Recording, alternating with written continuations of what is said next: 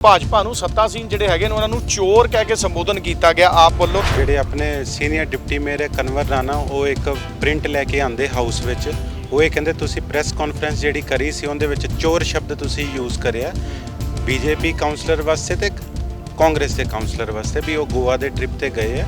ਅਸੀਂ ਉਹਦਾ ਬਿਲਕੁਲ ਬਾਈਕਾਟ ਕਰਦੇ ਆ। ਅਸੀਂ ਬਿਲਕੁਲ ਐਵੇਂ ਦੀ ਗੱਲ ਨਹੀਂ ਕਰੀ। ਸਾਡੇ ਕੋਲ ਪ੍ਰੋਪਰ ਤੁਸੀਂ ਵੀ ਪੜੋ ਉਹਨੂੰ ਪ੍ਰੋਪਰ ਤਰੀਕੇ ਨਾਲ, ਜਦੋਂ ਪੜੋਗੇ ਤੁਹਾਨੂੰ ਉਹਦੇ ਵਿੱਚ ਚੋਰ ਸ਼ਬਦ ਬਿਲਕੁਲ ਵੀ ਨਹੀਂ ਮਿਲੇਗਾ। ਜੋ ਸਾਡੇ ਲੋਕ ਸਾਡੀ ਉਹਨਾਂ ਦੀ ਆਵਾਜ਼ ਆ ਸੀ ਉਹ ਉੱਥੇ ਲੈ ਕੇ ਜਾਵਾਂਗੇ। ਉਹਨਾਂ ਦੇ ਏਜੰਡੇ ਸੀ, ਜਿਵੇਂ ਪਾਰਕਿੰਗ ਦਾ ਏਜੰਡਾ ਆ ਰਿਹਾ ਸੀ, ਬੜਾ ਮੇਨ ਏਜੰਡਾ ਸੀਗਾ ਉਹ ਲੋਕਾਂ ਨਾਲ ਡਾਇਰੈਕਟਲੀ ਜੁੜਿਆ ਹੋਇਆ ਮੁੱਦਾ ਹੈ, ਕਿਉਂਕਿ ਰੋਜ਼ ਉਹਨਾਂ ਤੋਂ 15 ਜਾਂ 20 ਰੁਪਏ ਲਈ ਜਾਂਦੇ। ਉਸ ਤੋਂ ਪਿਛਲੇ ਮਹੀਨੇ ਕਿਹੜਾ ਮੁੱਦਾ ਸੀ? ਡੰਪਿੰਗ ਗਰਾਊਂਡ, ਉਹ ਵੀ ਆਮ ਲੋਕਾਂ ਦਾ ਮੁੱਦਾ ਸੀ। ਪੈਸੇ ਖਾਣ ਦੇ ਚੱਕਰ ਵਿੱਚ ਸਾਡੇ ਆਮ ਆਦਮੀ ਪਾਰਟੀ ਦੇ ਕਾਉਂਸਲਰਾਂ ਨੂੰ ਬਾਹਰ ਕੱਢ ਦਿੱਤਾ ਜਾਂਦਾ ਹੈ। ਜਿਹੜਾ ਜਨਤਾ ਤੋਂ ਪੈਸਾ ਟੈਕਸ ਦੇ ਤੌਰ ਤੇ ਇਕੱਠਾ ਕੀਤਾ ਗਿਆ ਉਹ ਲੋਕਾਂ ਨੂੰ ਅਸੀਂ ਵਾਪਸ ਕਰੀਏ, ਲੇਕਿਨ ਇਹਨਾਂ ਦੀ ਸੋਚ ਹੈ ਵੀ ਅਸੀਂ ਆਪਦੀਆਂ ਜੇਬਾਂ 'ਚ ਹੀ ਪੈਸਾ ਪਾ ਲਈਏ। भाजपा का जो मेयर इस बार बने हैं अनूप गुप्ता जी, ये बहुत शर्मनाक हरकत है उनकी कि हर बार हमें धक्के मार के बाहर निकाल दिया जाता है। जनता का पैसा जनता ते लगाओ, ना कि तुसी खुद दी जेबां भरो। जब उनके कोई भी काउंसलर आके वेल में आके हंगामा करते हैं तब तो कोई मार्शल नहीं बुलाया जाता, और जब हमारा कोई अपने एजेंडे के विरुद्ध कोई बात होती है तो हमें वेल में जाना भी पड़ सकता है, तो हमारे लिए वो मार्शल बुला लेते हैं। लेकिन कल तो उन्होंने बहुत ही शर्म हरकत की हैगी जिन्होंने हमारे को इस तरह धक्के मार के बाहर मतलब निकलवाया है। तो फिर गवर्नर साहब बोलते हैं कि ਜਦੋਂ ਅਸੀਂ ਇਲੈਕਸ਼ਨ ਜਿੱਤਦੇ ਹਾਂ ਉਸ ਟਾਈਮ ਖੂਬ ਲੜ ਲਓ, ਜਦੋਂ ਅਸੀਂ ਇਲੈਕਸ਼ਨ ਜਿੱਤ ਕੇ ਆ ਗਏ, ਵੋਟਾਂ ਖਤਮ ਹੋ ਗਈਆਂ ਤਾਂ ਤੁਸੀਂ ਆਪਣੀ ਆਪਣੀ ਸੀਟ ਪਰ ਬੈਠ ਕੇ ਤਾਂ ਇਲੈਕਸ਼ਨ ਖਤਮ ਹੋ ਗਿਆ, ਤੁਸੀਂ ਆਪਸ ਦੇ ਵਿੱਚ ਦੋਸਤ ਐ, ਇੱਥੇ ਕੋਈ ਕਿਸੇ ਦੀ ਪਾਰਟੀ ਦਾ ਨਹੀਂ ਹੈਗਾ, ਤੁਸੀਂ ਜਨਤਾ ਦੇ ਫੇਵਰ ਦਾ ਕੰਮ ਕਰੋ। ਹੁਣ ਗਵਰਨਰ ਸਾਹਿਬ ਕਿਉਂ ਨਹੀਂ ਉਹ ਕਰ ਰਹੇ? ਹੁਣ ਆਪਣੇ ਆਪ ਉਹਨਾਂ ਦਾ ਪਤਾ ਲੱਗ ਰਿਹਾ ਕਿ ਉਹ ਪੋਲੀਟੀਕਲ ਹੈ।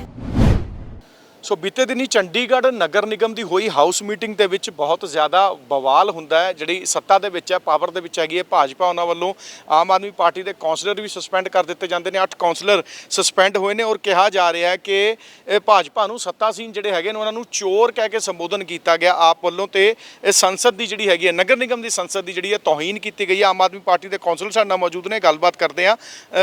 ਕੀ ਕਹੋਗੇ ਢਿੰਗਰਾ ਸਾਹਿਬ, ਇਹ ਜਿਹੜਾ ਕੱਲ ਸਾਰਾ ਹੋਇਆ ਹੌਸ਼-ਪੌਸ਼, ਇਹ ਕਿਸ ਤਰ੍ਹਾਂ ਫਸਾਦ ਸ਼ੁਰੂ ਹੋਇਆ?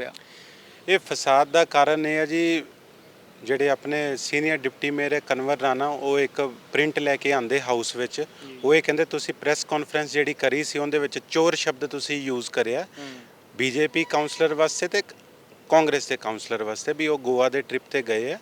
ਪਰ ਅਸੀਂ ਉਹਦਾ ਬਿਲਕੁਲ ਬਾਈਕਾਟ ਕਰਦੇ ਆ। ਅਸੀਂ ਬਿਲਕੁਲ ਐਵੇਂ ਦੀ ਗੱਲ ਨਹੀਂ ਕਰੀ। ਸਾਡੇ ਕੋਲ ਪ੍ਰੋਪਰ ਤੁਸੀਂ ਵੀ ਪੜੋ ਉਹਨੂੰ ਪ੍ਰੋਪਰ ਤਰੀਕੇ ਨਾਲ, ਜਦੋਂ ਪੜੋਗੇ ਤੁਹਾਨੂੰ ਉਹਦੇ ਵਿੱਚ ਚੋਰ ਸ਼ਬਦ ਬਿਲਕੁਲ ਵੀ ਨਹੀਂ ਮਿਲੇਗਾ। ਉਹ ਉਹਨਾਂ ਦੀ ਇੱਕ ਚਾਲ ਸੀਗੀ, ਉਹ ਇੱਕ ਪਲੈਨਿੰਗ ਕਰਕੇ ਆਏ ਹੋਏ ਸੀ। ਤੁਸੀਂ ਇਹ ਦੇਖੋ ਕਿਸੇ ਵੀ ਆਧਾਰ ਤੇ ਵੀ ਮੈਂ ਤੁਹਾਡਾ ਮੇਰੇ ਬਾਹਰ ਹਾਊਸ ਤੋਂ ਬਾਹਰ ਕੀ ਹੋ ਰਿਹਾ ਉਹਦੇ ਦਮ ਤੇ ਜਾਂ ਕਿਸੇ ਦੇ ਕਹਿਣ ਤੇ ਕੀ ਤੁਸੀਂ ਕਾਉਂਸਲਰ ਨੂੰ ਬਾਹਰ ਕੱਢ ਦੋਗੇ? ਸਾਡੀ ਇੱਕ ਰਾਈਟ ਹੈ, ਸਾਨੂੰ ਵੀ ਇੱਕ ਸੰਵਿਧਾਨ 'ਚ ਲਿਖਿਆ ਵੀ ਅਸੀਂ ਉੱਥੇ ਆਪਦੇ ਮੁੱਦੇ ਲੈ ਕੇ ਜਾਵਾਂਗੇ।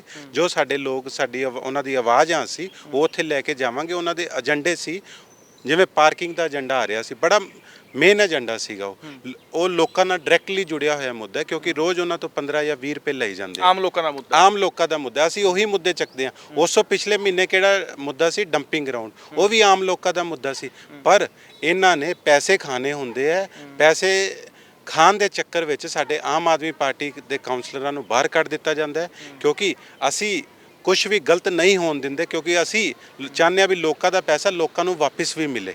ਜਿਸ ਤਰ੍ਹਾਂ ਦਿੱਲੀ 'ਚ ਤੁਸੀਂ ਦੇਖੋ, ਅਸੀਂ ਲੋਕਾਂ ਦਾ ਪੈਸਾ ਪਾਣੀ ਦੀ ਫਾਰਮ ਵਿੱਚ ਫ੍ਰੀ ਪਾਣੀ ਕੀਤਾ, ਬਿਜਲੀ ਕੀਤੀ ਹੈ, ਮਹਿਲਾਵਾਂ ਨੂੰ ਟਰਾਂਸਪੋਰਟੇਸ਼ਨ ਫ੍ਰੀ ਦਿੱਤਾ ਹੋਇਆ ਹੈ। ਤੇ ਇਸੇ ਤਰ੍ਹਾਂ ਅਸੀਂ ਚਾਹੁੰਦੇ ਜਿਹੜਾ ਜਨਤਾ ਤੋਂ ਪੈਸਾ ਟੈਕਸ ਦੇ ਤੌਰ ਤੇ ਇਕੱਠਾ ਕੀਤਾ ਗਿਆ ਉਹ ਲੋਕਾਂ ਨੂੰ ਅਸੀਂ ਵਾਪਸ ਕਰੀਏ, ਲੇਕਿਨ ਇਹਨਾਂ ਦੀ ਸੋਚ ਹੈ ਵੀ ਅਸੀਂ ਆਪਦੀਆਂ ਜੇਬਾਂ 'ਚ ਹੀ ਪੈਸਾ ਪਾ ਲਈਏ। ਉਸ ਨੂੰ ਚੱਕਰ ਦੇ ਵਿੱਚ ਸਾਨੂੰ ਹਾਊਸ ਵਿੱਚੋਂ ਬਾਹਰ ਕੱਢ ਦਿੱਤਾ ਜਾਂਦਾ ਤੇ ਸਾਡੀ ਆਵਾਜ਼ ਨੂੰ ਦਬਾਇਆ ਜਾ ਰਿਹਾ। ਕੀ ਕਹੋਗੇ ਮੈਡਮ, ਜੋ ਕੱਲ ਸਾਰਾ ਇਹ ਘਟਨਾਕ੍ਰਮ ਹੋਇਆ? देखो, ये भाजपा का जो मेयर इस बार बने हैं अनूप गुप्ता जी, ये बहुत शर्मनाक हरकत है उनकी कि हर बार हमें धक्के मार के बाहर निकाल दिया जाता है। जो हाउस के बाद बाहर कोई भी बात हुई है, चाहे चोर कहा गया है किसी को, चाहे भ्रष्टाचारी कहा गया है, चाहे कुछ भी वर्ड यूज़ किया है, लेकिन जो हाउस की बात है उसको हाउस में लेकर आने की तो कोई बात ही नहीं थी। लेकिन उनका यही ये कोई एजेंडा नहीं था बैठक का, बिल्कुल कोई एजेंडा नहीं था, सिर्फ उनकी प्लानिंग थी किसी भी तरीके से हमें आम आदमी पार्टी के काउंसलर्स को बाहर निकालना है और जो पार्किंग का जो शहर भर के लिए एक मेन मुद्दा था उसको पास करना है। तो इसी एजेंडे एजेंडे के साथ वो लोग आए थे और उन्होंने हमें बाहर निकाल दिया, साथ ही वोटिंग उनकी ज़्यादा होगी और उन्होंने अपने एजेंडा जो भी थे पास कर लिए। ਜੀ ਸੋ ਵੱਖੋ-ਵੱਖ ਪ੍ਰਤੀਕਿਰਿਆਵਾਂ ਸਾਹਮਣੇ ਆ ਰਹੀਆਂ ਨੇ, ਤੁਸੀਂ ਕਿੱਦਾਂ ਦੇਖਦੇ ਹੋ ਕੱਲ ਦੀ ਸਾਰੀ ਇਸ ਘਟਨਾ ਨੂੰ? ਦੇਖੋ ਇਹ ਤਾਂ ਸ਼ਰੇਆਮ ਆਮ ਤੁਸੀਂ ਵੀ ਦੇਖਿਆ ਵੀ ਸਾਡੇ ਨਾਲ ਧੱਕਾ ਹੋਇਆ। ਅਸੀਂ ਕੋਈ ਸ਼ਬਦ ਐਵੇਂ ਦਾ ਯੂਜ਼ ਨਹੀਂ ਕੀਤਾ। ਉੱਥੇ ਇਹ ਨਹੀਂ ਕਿਹਾ ਹੈਗਾ ਵੀ ਤੁਸੀਂ ਚੋਰ ਹੋ। ਚਲੋ ਬਾਹਰ ਕੋਈ ਵੀ ਗੱਲ ਹੁੰਦੀ ਹੈ ਤਾਂ ਅਸੀਂ ਉਸ ਨੂੰ ਹੌਸ 'ਚ ਲੈ ਕੇ ਤਾਂ ਨਹੀਂ ਕੋਈ ਮੁੱਦਾ ਬਣਾ ਸਕਦੇ ਹੈਗੇ। ਸਾਡਾ ਮੇਨ ਪੁਆਇੰਟ ਥਾ ਸਾਡਾ ਆਪਣਾ ਪਾਰਕਿੰਗ ਦਾ ਏਜੰਡਾ था। ਸਾਡੇ 13 ਪਿੰਡਾਂ ਦੀ ਜੋ ਏਜੰਡਾ ਹੈ ਇਹਨਾਂ ਨੇ ਪਿਛਲੀ ਵਾਰ ਸਾਨੂੰ ਐਕਸ ਮੇਅਰ ਹੈ ਜੋ ਉਹਨਾਂ ਨੇ ਸਾਨੂੰ ਉਸ ਟਾਈਮ ਵੀ ਧੱਕੇ ਮਾਰ ਕੇ ਬਾਹਰ ਕੱਢ ਕੇ ਪਾਸ ਕੀਤਾ ਸੀ। ਉਹ ਕੱਲ ਫੇਰ ਦੁਬਾਰਾ ਆਣਾ ਸੀ, ਉਹਦੇ ਵਿੱਚ ਡਿਸਕਸ਼ਨ ਵੀ ਹੋਣੀ ਸੀਗੀ। ਇਹਨਾਂ ਨੂੰ ਪਹਿਲਾਂ ਹੀ ਆਪਣਾ ਪਾਲਾ ਖਾਣ ਲੱਗ ਗਿਆ ਕਿ ਸਾਨੂੰ ਐਵੇਂ ਦਾ ਫੇਰ ਇਹ ਖੜਨਗੇ 13 ਦੇ 13 ਕੌਂਸਲਰ ਅੜ ਕੇ ਖੜਨਗੇ, ਸਾਡੀ ਮਨਮਰਜ਼ੀ ਨਹੀਂ ਇਹਨਾਂ ਨੇ ਹੋਣ ਦੇਣੀ ਹੈਗੀ। ਤਾਂ ਕਰਕੇ ਸਾਨੂੰ ਇਹਨਾਂ ਨੇ ਪਹਿਲਾਂ ਹੀ ਪੂਰੇ ਪਲੈਨਿੰਗ ਦੇ ਨਾਲ ਚੱਲੇ ਆ ਇਹ ਵੀ ਅਸੀਂ ਇਹਨਾਂ ਨੂੰ ਬਾਹਰ ਕੱਢੀਏ, ਬਾਹਰ ਕੱਢ ਕੇ ਅਸੀਂ ਆਪਣੀ ਮਨਮਰਜ਼ੀ ਕਰੀਏ, ਪੂਰਾ ਕਰਪਸ਼ਨ ਕਰੀਏ। ਜਨਤਾ ਦਾ ਪੈਸਾ ਜਨਤਾ ਤੇ ਲਗਾਓ, ਨਾ ਕਿ ਤੁਸੀਂ ਖੁਦ ਦੀ ਜੇਬਾਂ ਭਰੋ। ਇਹ ਸ਼ਰੇਆਮ ਹੀ ਧੱਕਾ ਹੈ। ਜਦੋਂ ਦੇ ਮੇਅਰ ਅਨੂਪ ਗੁਪਤਾ ਆਏ ਆ ਇਹਨਾਂ ਨੇ ਇੱਕ ਵੀ ਹਾਊਸ ਢੰਗ ਨਾਲ ਅਟੈਂਡ ਨਹੀਂ ਕੀਤਾ, ਨਾ ਹੀ ਕੋਈ ਵੀ ਚੰਗੀ ਤਰ੍ਹਾਂ ਇਹਨਾਂ ਨੇ ਹਾਊਸ ਨੂੰ ਕੋਈ ਐਵੇਂ ਦੀ ਛਾਪ ਛੱਡੀ ਹੋਵੇ ਕਿ ਅਗਲੀ ਵਾਰੀ ਅਸੀਂ ਕਿਸੇ ਨੂੰ ਵੀ ਹੋਰ ਨੂੰ ਵੀ ਇਹਨਾਂ ਦਾ ਐਗਜ਼ਾਮਪਲ ਦਈਏ। ਇਸ ਤੋਂ ਪਹਿਲਾਂ ਸਰਬਜੀਤ ਕੌਰ ਸੀ ਮੇਅਰ, ਉਹਨਾਂ ਦੀ ਕਿੱਦਾਂ ਸੀ ਪਰਫਾਰਮੈਂਸ? ਦੀ ਉਹਨਾਂ ਨੇ ਦੇਖੋ ਕੋਈ ਪੋਲੀਟੀਕਲ ਐਵੇਂ ਕਿਸੇ ਨਾਲ ਕੋਈ ਇਸ਼ੂ ਨਹੀਂ ਕਰਿਆ ਹੈਗਾ, ਬਹੁਤ ਵਧੀਆ ਹਾਊਸ ਚਲਾਇਆ। ਤੇ ਅਸੀਂ ਦੇਖੋ ਜੋ ਚੰਗਾ ਹੋਊਗਾ ਅਸੀਂ ਉਸ ਨੂੰ ਚੰਗਾ ਕਹਾਂਗੇ। ਅੱਜ ਤੱਕ ਉਹਨਾਂ ਨੇ ਸਾਡੀ ਗੱਲ ਬਹੁਤ ਵਧੀਆ ਢੰਗ ਨਾਲ ਸੁਣੀ ਵੀ ਹੈ ਤੇ ਕਦੀ ਵੀ ਕਿਸੇ ਨੂੰ ਪੋਲੀਟੀਕਲ ਆਪਣੇ ਉਹਦੇ ਵਿੱਚ ਨਹੀਂ ਆਏ। ਜਿੱਦਾਂ ਹੁਣ ਇਹ ਮੇਅਰ ਹੈ ਅਨੂਪ ਗੁਪਤਾ, ਇਹ ਪੋਲੀਟੀਕਲ ਇਸ਼ੂ ਕਰ ਰਹੇ ਆ, ਸ਼ਰੇਆਮ ਹੀ ਸਾਡੇ ਨਾਲ ਧੱਕਾ ਹੋ ਰਿਹਾ। ਪਰ ਐਕਸ ਮੇਅਰ ਹੈ ਜੋ ਉਹਨਾਂ ਨੇ ਇਹ ਬਿਲਕੁਲ ਨਹੀਂ ਕਰਿਆ ਹੈਗਾ, ਪੂਰੇ ਸਪੋਰਟ ਕਰਦੇ ਤੇ ਸੁਣਦੇ ਵੀ ਤੇ ਨਾਲੇ ਸਾਥ ਵੀ ਦਿੰਦੇ ਤੇ।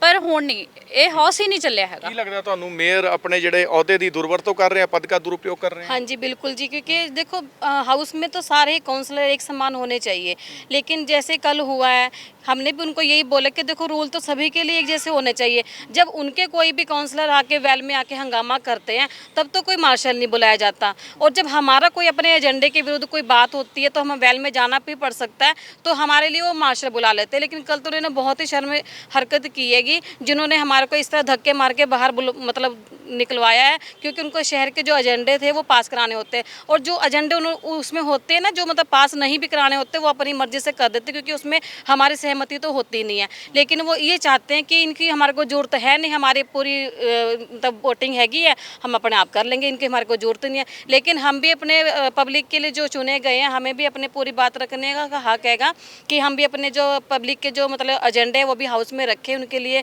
आवाज़ उठाए, लेकिन हमारे को ऐसा मौका नहीं दिया जाता। ਜੀ ਸੋ ਟਿਗਰਾ ਜੀ ਆਪਾਂ ਗੱਲ ਕਰ ਲਈਏ, ਜਿਵੇਂ ਤੁਸੀਂ ਪਾਰਕਿੰਗ ਦਾ ਇਸ਼ੂ ਚੱਕਿਆ ਵੀ ਪਬਲਿਕ ਦਾ ਮੁੱਦਾ ਸੀ, ਇਸ ਤੇ ਇਹਨਾਂ ਨੇ ਮਨਮਰਜ਼ੀ ਕੀਤੀ ਹੈ। ਉਸ ਤੋਂ ਪਹਿਲਾਂ ਡੰਪਿੰਗ ਗਰਾਊਂਡ ਦੇ ਉੱਤੇ ਮਨਮਰਜ਼ੀ ਆਪਣੀ ਕੀਤੀ ਹੈ। ਚੰਡੀਗੜ੍ਹ ਦੇ ਪ੍ਰਸ਼ਾਸਕ ਤੇ ਉਸ ਤੋਂ ਉੱਪਰ ਹਾਇਰ ਅਥਾਰਟੀਜ਼ ਕੋਲ ਤੁਸੀਂ ਕਰੋਗੇ ਪਹੁੰਚ ਪਾਰਟੀ? ਬਿਲਕੁਲ ਕਰਾਂਗੇ। ਅਸੀਂ ਗਵਰਨਰ ਸਾਹਿਬ ਨੂੰ ਕਿੰਨੀ ਵਾਰੀ ਟਾਈਮ ਵੀ ਮੰਗਿਆ, ਉਹ ਸਾਨੂੰ ਟਾਈਮ ਵੀ ਨਹੀਂ ਦਿੰਦੇ, ਕਿਉਂਕਿ ਵੈਸੇ ਤਾਂ ਗਵਰਨਰ ਨੂੰ ਚਾਹੀਦਾ ਜਦੋਂ ਕਾਉਂਸਲਰ ਆ ਰਹੇ ਕੋਈ ਸੀਰੀਅਸ ਇਸ਼ੂ ਹੈ ਤਾਂ ਹੀ ਉਹ ਟਾਈਮ ਮੰਗਿਆ ਜਾ ਰਿਹਾ, ਪਰ ਉਹ ਇਹਦੇ ਵੱਲ ਬਿਲਕੁਲ ਧਿਆਨ ਨਹੀਂ ਦੇ ਰਹੇ। ਸੋ ਅਸੀਂ ਮੰਗ ਰੱਖਾਂਗੇ ਉਹਨਾਂ ਨਾਲ, ਨਹੀਂ ਤਾਂ ਫਿਰ ਅਸੀਂ ਲੀਗਲ ਫਾਈਟ ਰੱਖਾਂਗੇ। ਜੀ ਉੱਦਾਂ ਤਾਂ ਫਿਰ ਗਵਰਨਰ ਸਾਹਿਬ ਬੋਲਦੇ ਆ ਕਿ ਜਦੋਂ ਅਸੀਂ ਇਲੈਕਸ਼ਨ ਜਿੱਤਦੇ ਆ ਉਸ ਟਾਈਮ ਖੂਬ ਲੜ ਲਓ, ਜਦੋਂ ਅਸੀਂ ਇਲੈਕਸ਼ਨ ਜਿੱਤ ਕੇ ਆ ਗਏ ਵੋਟਾਂ ਖਤਮ ਹੋ ਗਈਆਂ ਤਾਂ ਤੁਸੀਂ ਆਪਣੀ ਆਪਣੀ ਸੀਟ ਪਰ ਬੈਠ ਕੇ ਤਾਂ ਇਲੈਕਸ਼ਨ ਖਤਮ ਹੋ ਗਿਆ, ਤੁਸੀਂ ਆਪਸ ਦੇ ਵਿੱਚ ਦੋਸਤ ਆ, ਇੱਥੇ ਕੋਈ ਕਿਸੇ ਦੀ ਪਾਰਟੀ ਦਾ ਨਹੀਂ ਹੈਗਾ, ਤੁਸੀਂ ਜਨਤਾ ਦੇ ਫੇਵਰ ਦਾ ਕੰਮ ਕਰੋ। ਹੁਣ ਗਵਰਨਰ ਸਾਹਿਬ ਕਿਉਂ ਨਹੀਂ ਉਹ ਕਰ ਰਹੇ? ਹੁਣ ਆਪਣੇ ਆਪ ਉਹਨਾਂ ਦਾ ਪਤਾ ਲੱਗ ਰਿਹਾ ਕਿ ਉਹ ਪੋਲੀਟੀਕਲ ਹੈ। ਜੇ ਉਹ ਇਦਾਂ ਦਾ ਹੁੰਦੇ ਸਾਨੂੰ ਟਾਈਮ ਦਿੰਦੇ, ਕਿੰਨੇ ਮਹੀਨੇ ਹੋ ਗਏ ਸਾਨੂੰ ਟਾਈਮ ਮੰਗਦੇ ਨੇ ਉਹਨਾਂ ਨੇ, ਅੱਜ ਤੱਕ ਸਾਨੂੰ ਉਹਨਾਂ ਨੇ ਟਾਈਮ ਨਹੀਂ ਦਿੱਤਾ ਹੈਗਾ। ਪ੍ਰਸ਼ਾਸਕ ਵੀ ਪੱਖਪਾਤ ਕਰਦੇ ਆ ਤੁਹਾਡੇ ਨਾਲ? ਬਿਲਕੁਲ ਕਰ ਰਹੇ ਆ, ਜੇ ਨਹੀਂ ਕਰਦੇ ਹੁੰਦੇ ਤਾਂ ਸਾਨੂੰ ਟਾਈਮ ਦਿੰਦੇ, ਕਿਉਂਕਿ ਉਹ ਬੈਠੇ ਹੋਏ ਇਸ ਚੀਜ਼ ਤੇ ਬਿਠਾ ਲਿਆ, ਸੀਟ ਉਹਨਾਂ ਦੀ ਇਸ ਲੈਵਲ ਤੇ ਬੈਠੇ ਆ ਕਿ ਉਹ ਸਾਡੇ ਆਮ ਪਬਲਿਕ ਦੇ ਵੀ ਗੱਲ ਸੁਣਨ, ਪਰ ਆਮ ਪਬਲਿਕ ਦੀ ਗੱਲ ਉੱਥੇ ਕੋਈ ਸੁਣਵਾਈ ਨਹੀਂ ਹੋ ਰਹੀ।